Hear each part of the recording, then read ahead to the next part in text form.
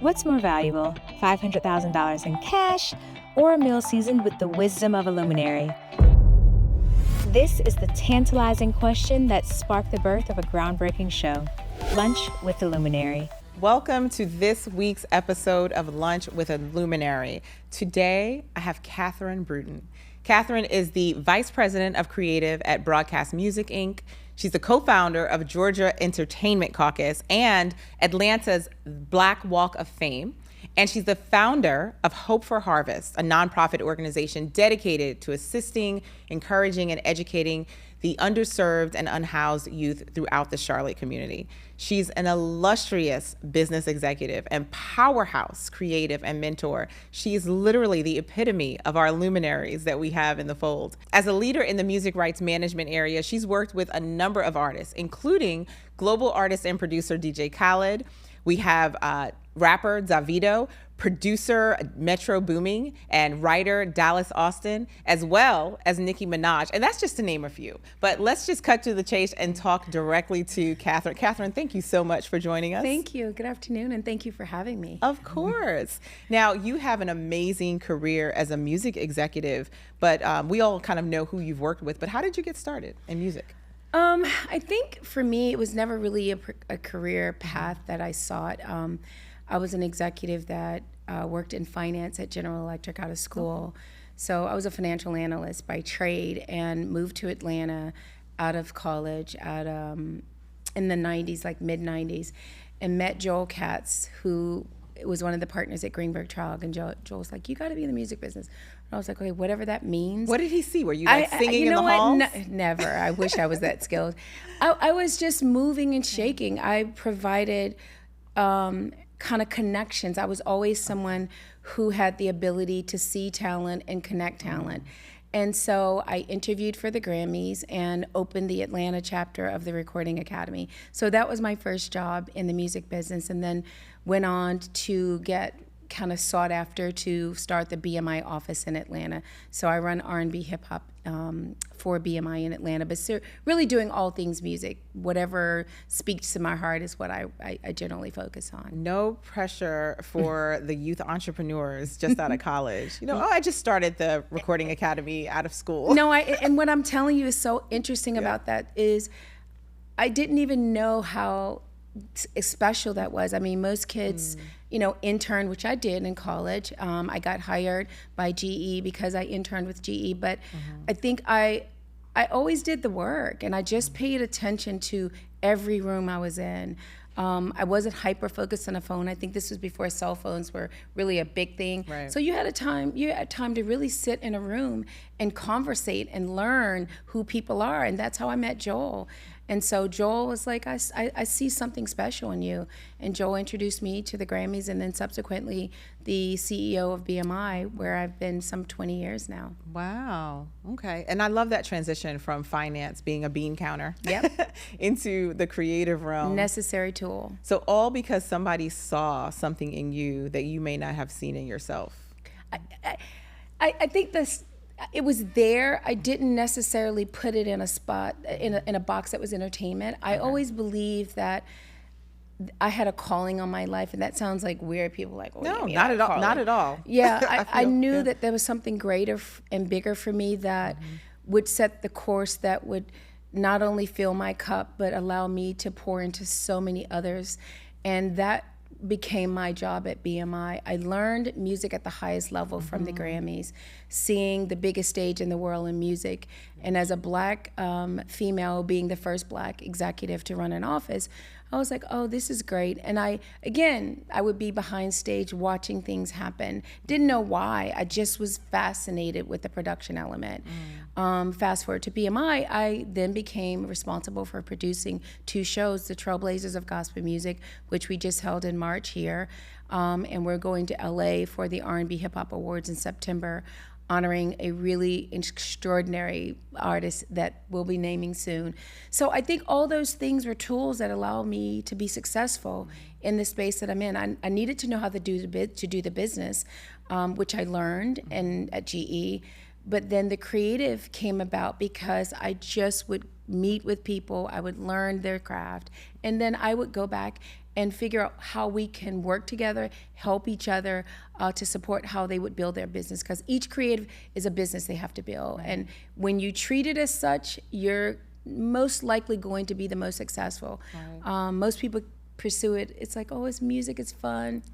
No, it is that. You see the business side but the of it. business side, you have to go in pursuing what it really is. If it's not making money, it's a hobby.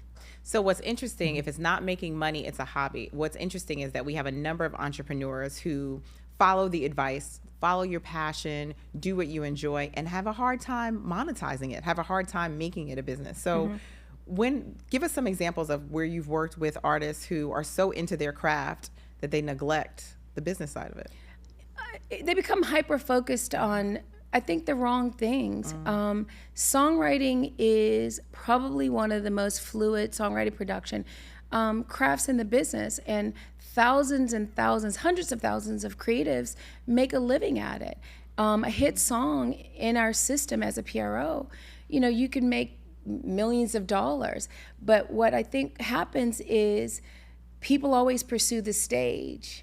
And the stage, again, if you're writing or touring, it's also highly monetizable. But some of your most successful creatives are never on a stage. They are in their studio writing songs, producing songs for a multitude of artists, and very successful. That's such an important lesson, because I don't think it's either or. And I do talk to a number of youth who basketball, sports, and entertainment, because that's what they see. Now, I believe it's largely because of exposure, Correct. But I think the lesson in what you're saying is so important, because everybody can't be in front of the camera. Everybody can't be the number one artist or a prime artist. And so I don't think we have enough individuals who are pursuing production, engineering, lighting, sound and lighting, right, backline. There are so many opportunities in the space that you can make a living at. And I think the more kids and the more young people understand those different buckets, I think the more they will really appreciate that, maybe your desire is to be an artist on stage.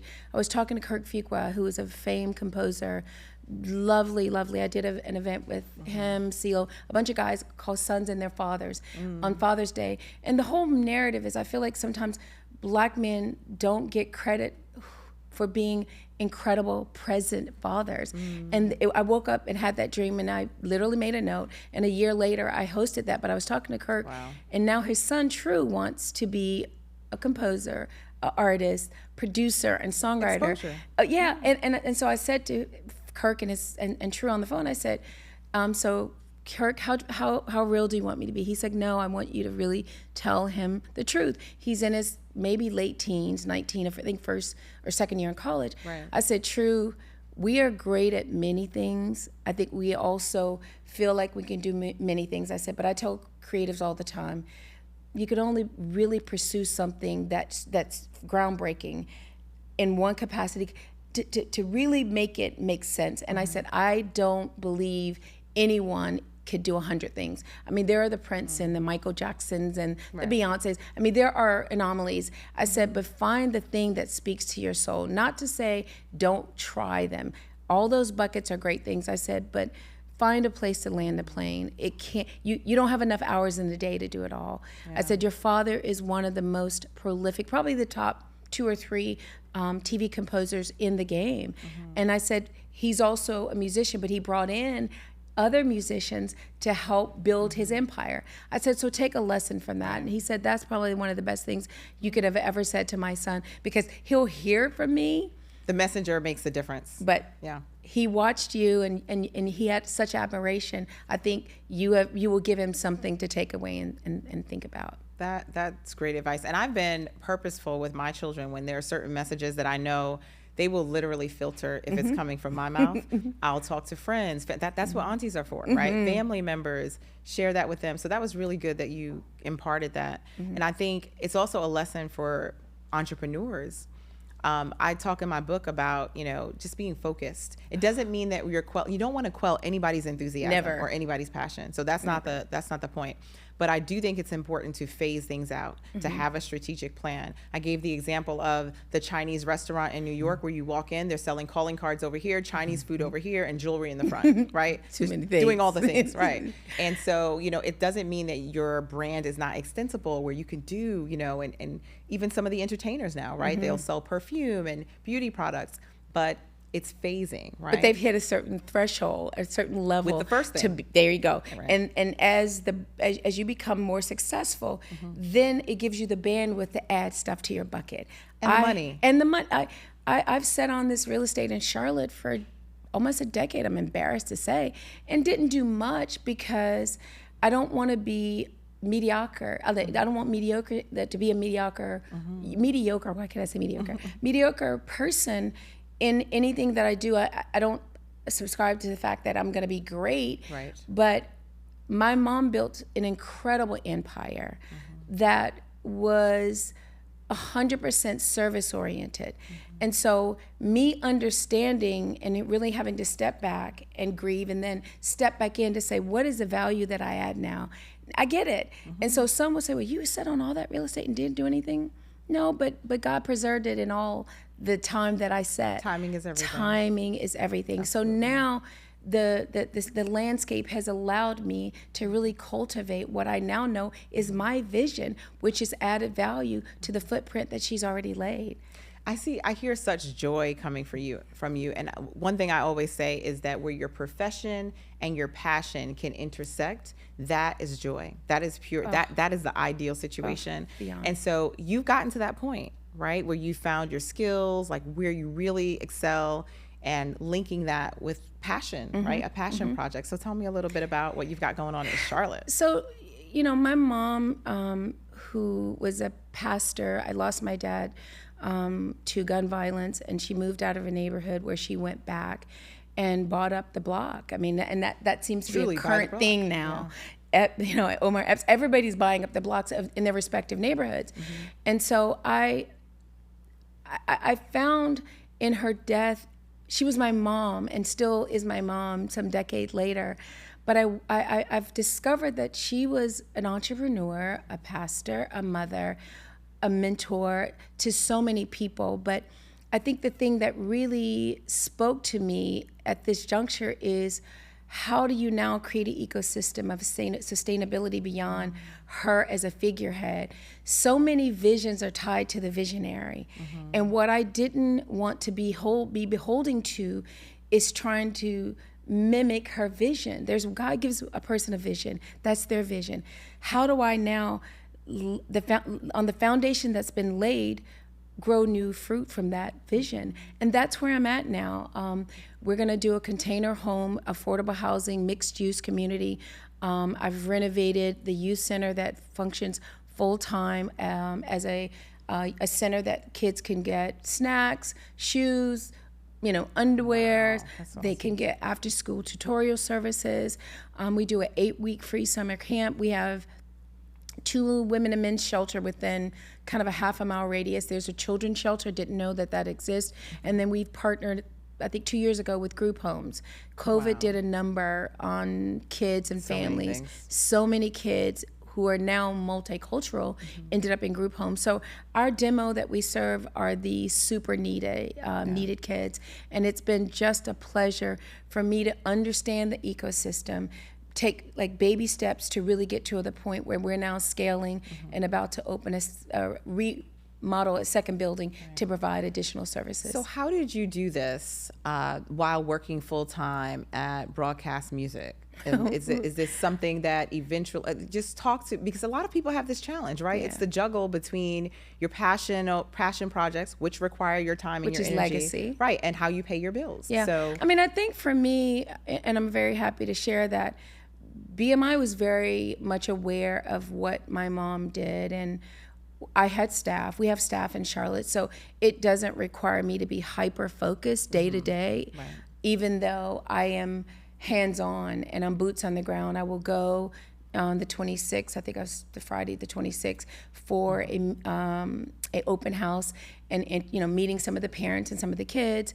There's full-time construction going on right now that I'm on the phone every morning. That's one of my check-ins. So I think it's just balance. I know I'm never going to negate what I get paid to do ever. And so my days are sometimes 10, 12 hours because when I'm off the clock at BMI, I'm checking in with my program director and the staff to make sure that, if I'm needed, I'm available. And then I have a board at Hope for Harvest. So we've got an extraordinary, incredible board of music folks. My best friend of 20 plus years, her husband's the CEO of BOA Foundation, and he's also the president CEO of Baxter. So they have been big supporters. Khaled has been an extraordinary supporter. Rodney Jerkins has been a supporter. So I have been blessed in the sense that I don't have to be in the streets banging out for music. Your network is truly my your network has truly amazing. been the biggest gift that God has given me.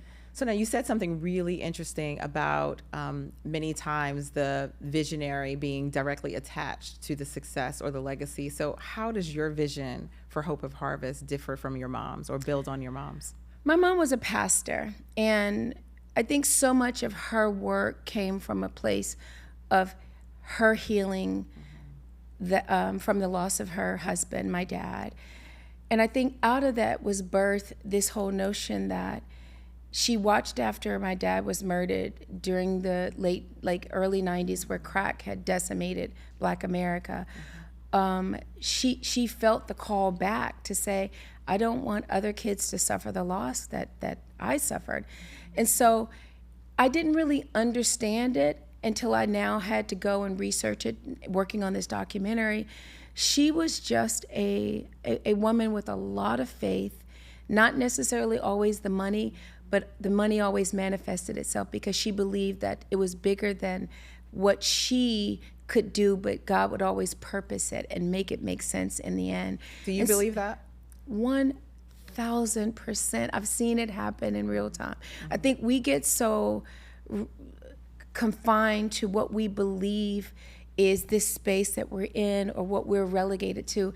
And I believe that, but for God, we all have an opportunity to be bigger than the tallest mountain. And I watched a woman who served the homeless and the poor build millions and millions and millions of dollars of real estate debt-free. So that was a saving grace. I didn't have the debt service of the buildings commercial, and there was 20-something houses at one point.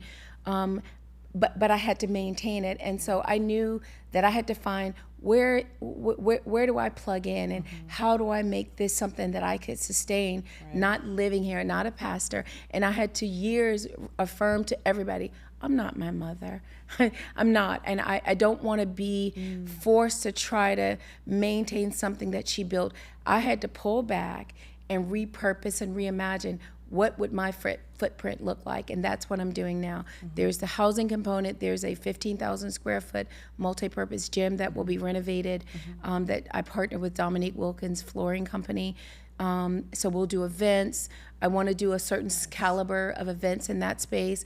I just launched a second computer lab. So we have a computer lab in the small building that kids have access to for free. Then we just launched a second lab. In the bigger building, I will do a photography studio. So I want services. All these things that are are needed in this ecosystem that can continue to feed the nonprofit piece, which is the piece that is Hope for Harvest. And then the housing, again, is how, if I put the housing component on there, on the property, which we have, I think there's somewhere 14 houses now. Okay. 8 of which 8 is just lots. I've torn down the houses and we're going to rebuild, and then a bigger lot that we'll put the container homes on. So an entire community with all of the necessary reimagined. Supports, completely reimagined. Grocery store. Yeah. I don't want the traditional things that go in mixed-use neighborhoods. Right. So there will be no food deserts, check cashing, and good. No hair shops, no nail shops. Yeah. I want, a charging station, gas station, a healthy foods, a market, things that really add intentional value. Development. Intentional. Ecosystem. I want a dog park. I like dogs. A friend of mine has a dog park in Buckhead Shops that I want to take a similar type And of replicate footprint, that but I want to add Charlotte. wine in a dog park. I don't know, wine in a dog park. So the adults can have wine and the dogs can I play. might walk my dog more often if I had wine in the dog park. That's pretty So that's what I'm thinking. That is great. And you know, it's such a wonderful way to honor your mother. Like, even though you're building, that's what we all want, right? We want for our next generation or our children, you want to give them more, ideally, than you had. And here she was able to gift this to the next generation, to you and your siblings. And you're building on it. You're not just literally building on it, but you are expanding the vision in such a way that her impact, even beyond her life, her impact is continuing. So talk about, like, I think you have your documentary, right, Yes. as well. So I have a manuscript that she wrote some 15 years ago. That So she was going to put out a book. Excellent. Yes. Yep. Okay. And for whatever reason, it was done, and they never sought the publisher. She just went from one project to the next and so a true entrepreneur. A true entrepreneur. And so I got the manuscript, and over the course of probably like 4 months, I started reading it, and I'd become so emotional. So I finally got through it, and I started pursuing publishing the book, but everybody was like, rewrite it. And then they kept injecting me with, I think we should talk about your journey. And I said, no, I would be nothing without the foundation that has been laid for my mom. So I'm not going to fast forward to what y'all perceive as the shiny, pretty things, entertainment. That's great. I said there could be some index to a post piece that I can kind of set up for my piece, but this is the most important. And so we got to the place where we hired the writer, and we went to several publishers, and then COVID happened. So I paused it. And then I met with a friend of mine, Derek, who worked a lot for Bishop Jakes as a writer, producer of shows, but then his wife who I found to be just a jewel, is an award-winning showrunner. So they came back and said, hey, the manuscript's great. I think the documentary is great, which I paid and shot for it myself because I wanted to control the narrative of the storyline. Right. He said, Catherine, this might be a limited series in addition to. So I've signed to work with him to possibly put out a documentary and or limited series, and then the book will come. We've already been collecting songs for soundtracks around the story called Songs of Hope. All of your experience is literally checking the boxes right, of things that are coming together to allow me to do this. And so now is that this is what I'm hyper focused on, taking this project and being able to share the story, especially in a time where I think schools are trying to remove Black history from the storybooks. Right. They're literally deciding what book stays and what books go. So I think the more we can tell and author our stories around just a human interest, it doesn't. We've had some of the most incredible leaders in the world, but there are unsung heroes like my mom who may have not been a name known nationally, and in some respects she was, because not known nationally yet, but you're working on that. But the story, I think, is a national story because it's a story of hope. It's a story of understanding that you don't need a village to go and impact change. It starts with one person planting the seed, and then the village will come. And that's what, to me, was so extraordinary about her. Well, one thing that I think is extraordinary, and you talked about it in the beginning, is that people will use the trending phrase "buy the block." But during a time where not only, in the economy or in that, area that it was difficult, but it was a difficult time for her emotionally. Oh, she just did it. She literally just did it. She woke up and she said God spoke to her and he said, move. You can't, he said, in your season of grief, it's over. Your season of grief is over. You have to go back and ensure no other kid suffers the same loss. And again, confirmation. People are like, well, did he really speak to her? Yes, because you have, throughout the storyline of me shooting this documentary, the mayor of Vineyard who talks about, she was a beautiful woman. She called me. I didn't know who she was. He said, get down here. And I showed up. And I see this woman who is instructing all us white men and telling us what we need to do. So and they were doing it. 100%. Community policing. She said, I can't have kids still dying. You need to have police posted up and in reality, she may have coined that phrase, community policing, because the police set up shop in those neighborhoods, which again made it very uncomfortable for the drug guys to run through that neighborhood selling drugs.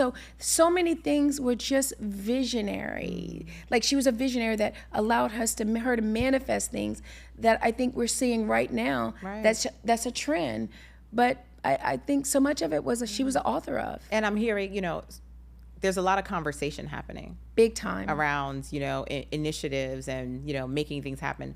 But she actually did it. And then talked about it afterwards, allowed other people to talk about it. And I think there's such a lesson in that. But I'm assuming you said you were going through articles, artifacts that were written. Everything was documented. What have you learned about yourself just in following your mother's journey? How has that help you learn more about yourself? What have you learned? I think the greatest lesson I've learned about me as it relates to my mother is there was always this spirit of servitude. As much as the success would come and I elevated in my career, there was a level of humility that always remained.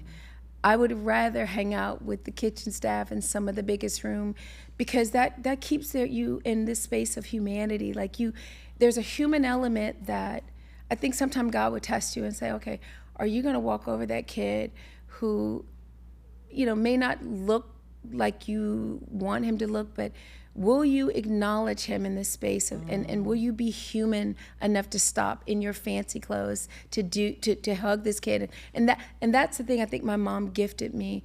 She saw the good in some of the most ratchet, like, unkept people. And she often would say, you can't heal a man until you feed their natural spirit. Right. And in all of these things, and even with, I was watching a VHS video of a fashion show that was for homeless people. And think about the paradigm of that. You have people who were dirty and, you sleeping under bridges or wherever. And they would come, they would clean them up, and they'd put them on the stage, and they would be cowering coming in. And the second you put them in proper attire, it was something that came alive.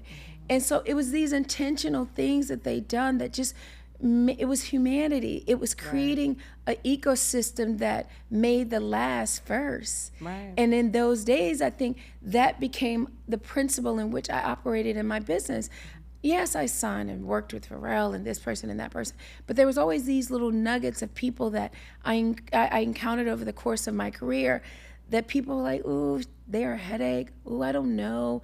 That ended up being some of the greatest gifts and certainly signings of my career. Right. So I don't ever shy away from the hard cases.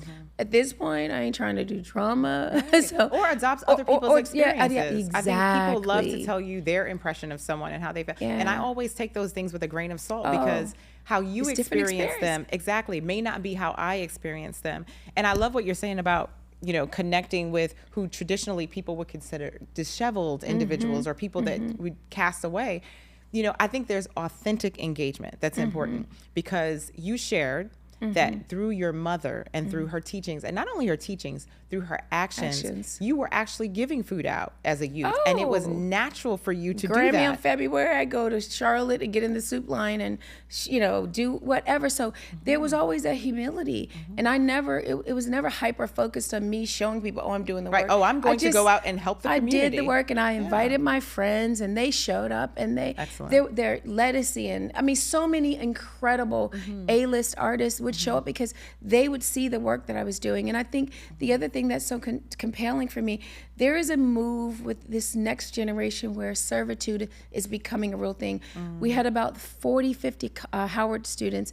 Instead of spring break, they came down to Charlotte and they picked 4 organizations, one of which was Hope for Harvest, where they served for 2 days. You think about what that will do to these kids, and what they also did is they recorded a quote for each kid. Some had like a quote, some were words of intention that we will then share with the kids when they come to camp in June. So I think there is a shift where kids are now seeing the value in service and seeing the value in not taking your week or two and going and partying and coming back and you're tired and you almost don't remember most of what you did. As long as they have opportunities to do that. And one of the, the great things about this generation, say what you want about the generation, but one of the great things about this generation is that they put purpose ahead of profit in most scenarios. So whereas in days past, in order to, incentivize individuals to be able to, move up in the corporate ladder, et cetera, they would, come up with monetary incentives and programs. Nowadays, if you look at the data, individuals are more likely to join an organization if they align with your purpose. And so that's a lesson in and of itself for entrepreneurs. If you're starting a business and you're just solely focused on the numbers, you are going to do yourself a disservice because you're not going to be able to find team members because you don't have a vision that they can People are mission driven. What's your mission? How and that's the thing that I take great pride in. My staff is, I think all of Gen Zs are millennials. And so much of that has been because they've watched me do the work. I've often said in the building and outside the building, you're not going to outwork me. I'm going to show up first and I'll leave last. And no job is too big or small because my goal is always to get the best result. And if I am leading by example, then I don't want you, I'm going to see who the slackers are on the team. So they know that I am a very hands-on visual and I can walk in if something's not where it needs to be, I'm going to see it first. And they know that. So they're always back, before I get there, they'll go back and they're like, okay, she don't like that over. So I appreciate the efforts from my staff at BMI and certainly from the team at the organization that they're learning the tools of the game. So you talked about your background and experience at BMI and then of course at Hope for Harvest and just how you lead. But what's been one of the hardest lessons that you've had to learn in either environment? Hardest lesson you've had to learn? Patience, just really being able to understand that, you can't. I'm a real analytical person on one brain, but then a creative, and that's not really often you find people who are super analytical and super creative. And I think sometimes the analytical part of me is ahead of what sometimes is the process to get to the creative. And so I think I've gotten better at really just saying, Catherine, it's okay. You, like even at rehearsals for Trailblazers, always my favorite moment before we hit the stage because I'm able to now, we program the show, but I'm able to see, what the room will get the next day before rehearsal. And so I think it's just really being patient and trusting the process and allowing my gifts, whatever they are, to be shared, falling back in some cases to let other team members lead that I feel who've earned the space to lead, passing on things that I feel like other people can take. A couple of times, Billboard Power 100, I'll say, hey, can you acknowledge one of my people? I've done it, but again, that's the humility in me, understanding that if I'm raising and pushing forward future leaders, then I've done my job. It's but you not learned enough that from to your be, mother because she put others first, and you just translated it into a corporate environment. The biggest fallacy is being one of one. You know, like you have to make sure that you have curated and cultivated a team that can march forward whether you're in position or not. Now, are they No. But have you given them the tools to operate at a level that they can sustain in your absence? That would be my greatest attribute. So amazing background and story. One of the things that we talk about in the Business Boost Society community for entrepreneurs is, of course, growing and scaling the business, but we also talk about honing your weaknesses and figuring out where your weaknesses are so you can strengthen them. So as a leader, you've shared amazing tips on kind of how to play to your strengths, but how have you identified what your, not so strong points and weak points are, and how do you work on them? Hyper-focused on perfection, and it doesn't exist. That's my weakness. I want things perfect. Again, if a glass is here and if it's moved, what difference does it make? But there were times where I am just really hyper focused on every nuance. And that's something that's been hard for me. At home, it's like you walk in and you can tell if the housekeeper moved a glass or a vase. That's silly. So those are the things I have to like talk myself off. So just being aware of it. Just being aware. Okay. Those are small things. Don't sweat the small things, Catherine. Yeah. I have to talk to myself like, Catherine, don't sweat the small things. So those are things that I think I've had to work on hard and be super focused on not letting that distract you from the bigger mission. Has it made you, from a leadership perspective, was there ever a point in time where that perfectionism spilled over into micromanaging? Yes, 100%. Oh, 100. Loving the honesty. 100%, because then it doesn't allow people around you to learn and make mistakes. Right. Because I'm so I'm hovering over every spot and touching everything.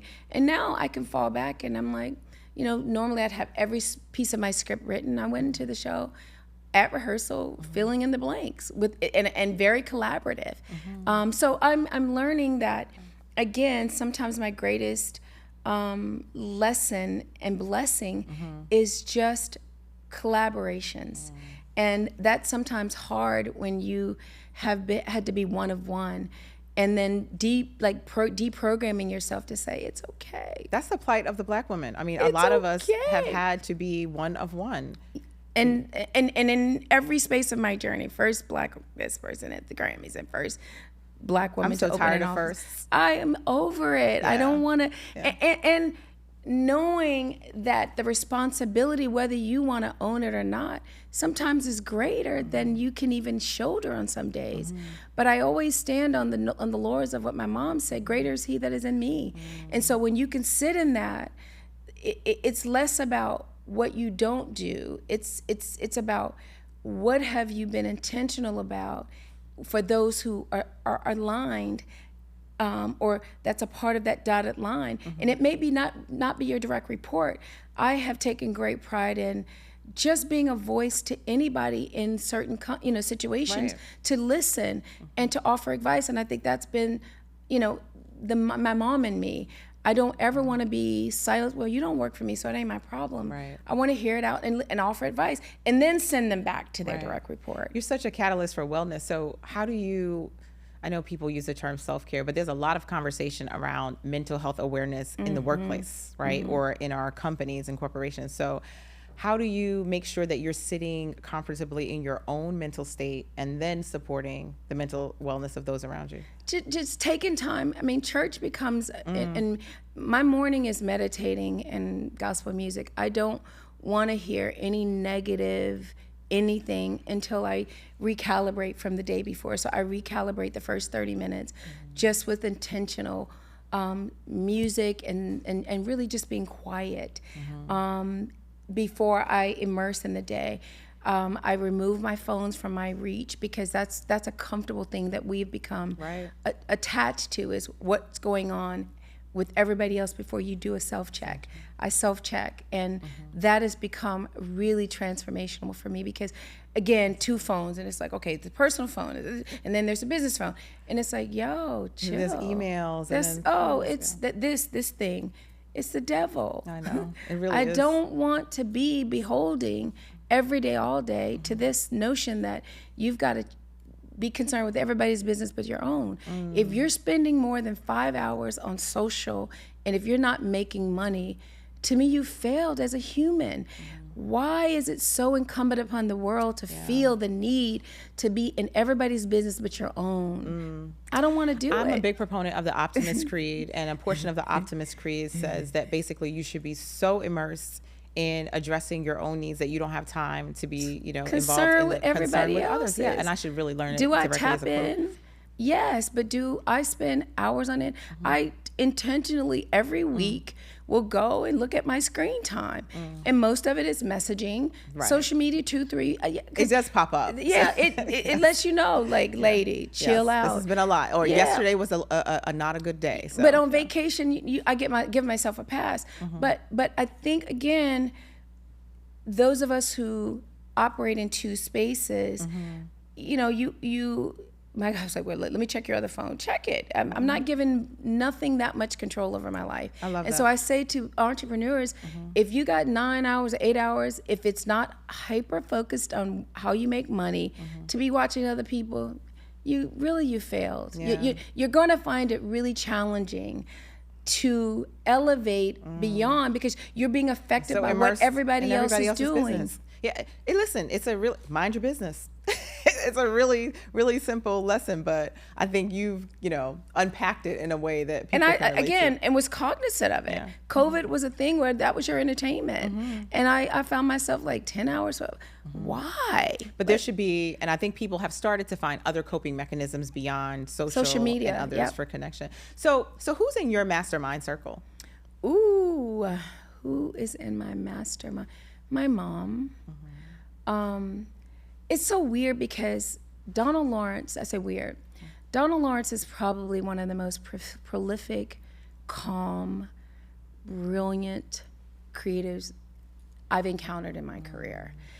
And what he has been to me is a calm force that in moments of indecision, he makes it make sense. He's an incredible listener. He does all our shows with certainly all of the gospel, and I often will bring him to the R&B hip hop side because the musicality, his singers are the best in the world. So Donald's someone that is smart. He operates always in a high frequency, meaning his brain is just different. And you talk about unsung, he's just one of the most prolific creators of the. I love that for you, having that resource in your life.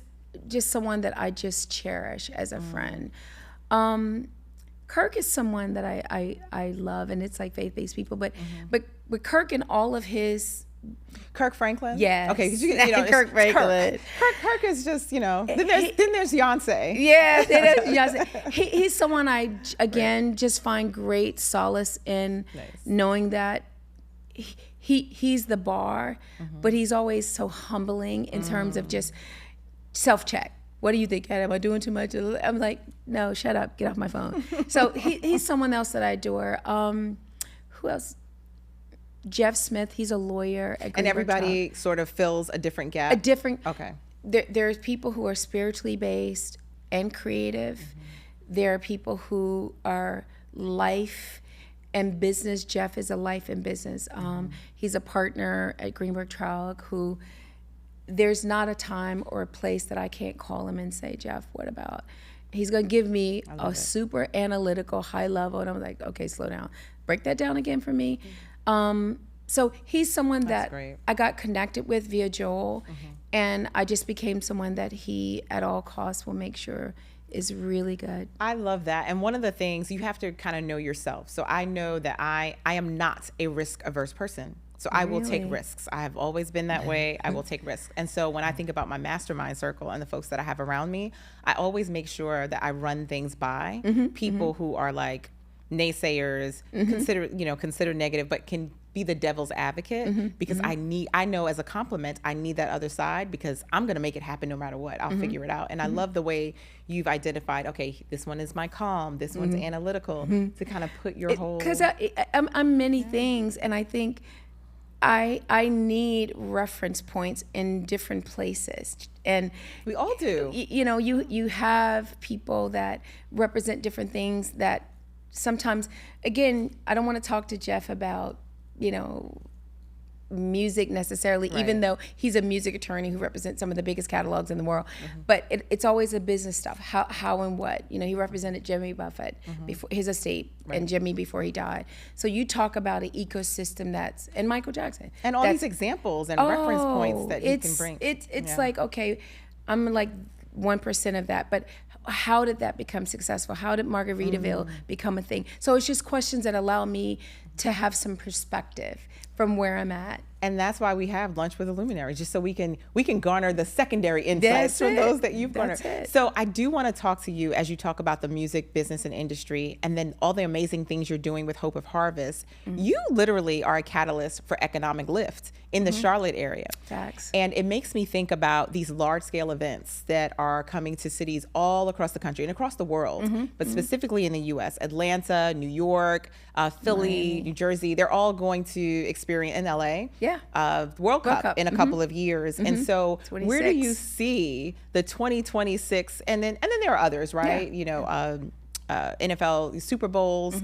When our cities experience this economic lift, where do you see our emerging businesses coming Goods into and play? services. You know, we often are late to the table when it comes to these type of opportunities. There is massive construction going on right now in that West Midtown corridor. We launched the Black Walk of Fame in 21, I believe. Yes, it was 21. That came about because we thought, okay, how do we celebrate and cultivate our Black legacy and not hyper focused on music and sports? So we said, we're going to celebrate Black people in all diasporas. So Ambassador Young, Danny Glover, Bobby Jones, Michael Jackson. So music and other folks who we feel our community need to cement in history. So the crown jewel of excellence, which is what the emblem is called, we don't use the star term because that's Hollywood's, and Hollywood has done an incredible job. I think they're putting in more people of color now because of our efforts. But we are excited that corridor will be, you know, the grounds that some of the folks are a big part of the community coming into Atlanta will walk on.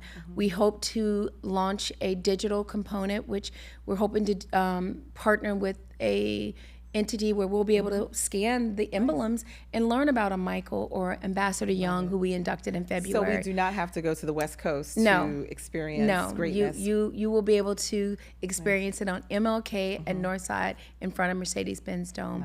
So super excited about that. So in terms of economic impact, what goods or services could one offer?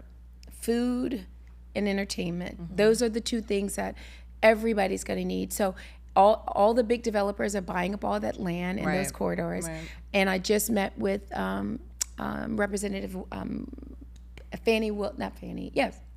Willis, who is the state rep for that corridor, about what is going on. How do we make available opportunities for that corridor? And so she's like you, I'm learning. And so I think the conversations have to be had now, like you're doing. What are the impacts? How do we bring minority businesses into the fold to be able to have an impact? And one thing that I talk to people about is when these events come here, there are needs in hospitality. If you are a makeup artist, if you are, you know, these entertainers and athletes that are coming, transportation is going to be huge. Event planning is going to be huge. So you can literally include every industry of business or every sector of business. 100%. There's an opportunity. And technology. There's going to be a need from technology and marketing. And so I just want to make sure that, you know, our emerging businesses recognize that, plan for it, and take advantage of it right now. But what do you think the role of our musicians, our artists who have amazing platforms for making sure that these businesses are even aware? What could that look like? I think the ancillary, like the brands that will come in around the World Cup, I think there's going to be enormous opportunities. You know, I was at the announcement of the World Cup at the FIFA event in LA a year and a half ago, and what is clear is FIFA is the top of the food chain in terms of sports. Lots of money. It's a sport that's global, that probably is, some would say maybe Formula One, but I think the World Cup is the top of the food chain. Absolutely. 1,000%. So I think we have to now figure out what are those buckets and where can we come together and garner access to be a part of it. the music community is always going to get tapped. Where and how and in what capacity, I think it's yet to be determined. So much of what FIFA will do will come through their pipeline, but then there's all these ancillary things that will happen around the World Cup where I think it will be opportunity zones. Yeah, and I agree with you. The World Cup and a ton of different large events, and that's why we created the Business Boost Society to it's free, right? Just have them there and coalesce. And I think the more messages we can have to say, if you want to take advantage of this and you want to be seen, just be in the folds, be in the community, get in the block. So and what is the Chamber of Commerce doing to engage the community about it? I think we get so hyper focused on, things that we think we know, but what's the conduit for the community to learn about the opportunities, and have there been, commissions or groups set up for people who desire to possibly get involved as a vendor for the World Cup? What does that look like? Absolutely. So, I think we more have to come put on that, Catherine. Okay, listen, circle back, girl, because I'm literally here to really understand, the ecosystem. I have contacts on the FIFA side, but I live in Atlanta, and I want to make sure that Walk of Fame and any other ancillary businesses around there have an opportunity to thrive and be a part of the ecosystem. Love it. So as we come to a close and wrap, I can't wait to hear your answer to this, but when you think about your legacy and what you want, how you want people to remember you, what does that look like? It's so funny, and people laugh when they say this. I've had an illustrious career, and I certainly don't ever dim my light on what I've done. I say what I've got done to get, to get here, and what I get paid to do. But I think my greatest joy, my biggest gift to the world is going to be what I have done that I didn't get paid for. Because if you think about the things that you do that is service-oriented, God said, for the least of them. And that is the bucket that I pour into in a way that just fills my soul. So if people could talk about Catherine in her good or bad or indifferent, the things that matter the most is what I do every day to help these kids who have been forgotten. And so that's the gift that I hope I teach others to keep on giving. I love that. So we're going to wrap there. Thank you. Thank you. I so appreciate this.